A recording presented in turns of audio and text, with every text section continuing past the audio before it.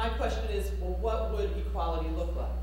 Right? Is equality simply that 50% of the Senate and 50% of the House of Representatives are women, or, excuse me, even more? Or do we need to really fundamentally reconceptualize our understanding of democracy itself and work within a transformed understanding of democracy to begin to then work through an idea of equality within democracy? And there was movement in that direction as well. Christine talked about a concept, Christine Sierra, about comprehensive democracy, in which we have to unite the concepts of participatory democracy and representative democracy in a much more comprehensive understanding of democracy, so that we're not just talking about what I call electocracy. Okay, and electocracy, in many ways, captures the critique as well as the solution. Electocracy means democracy has been reduced to a single fixed moment of choice. Voters participate in democracy by going to the polls and casting a ballot. And once they do that, they've discharged their responsibility. They may do it in the very informed way that your parents educated you, so that you cast that vote based on the issues. But once you cast the vote, you're absolved from any responsibility for further participation, because the key actors in an electocracy are the elected officials.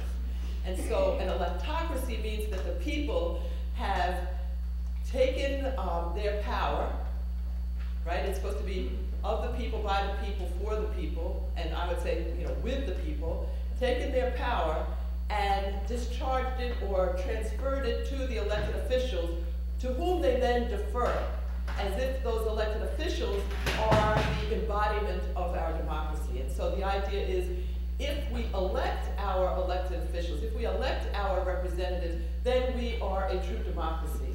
And those, we contrast that to monarchy, where the people who run the government are there because they inherited their office, or a fascist dictatorship in which people who run the government seized power and just took control. And I want to suggest that none of those are about democracy, because democracy is when the people are engaged in collective decision-making and deliberation about the problems that affect us, and are doing so not just through voting, although of course voting is an important means of exercising power, but through what I've started to call collective efficacy, through a sense that by connecting to fellow citizens and connecting to people in their community, they are going to mobilize and organize to exercise their power to hold their elected officials accountable even after they are elected.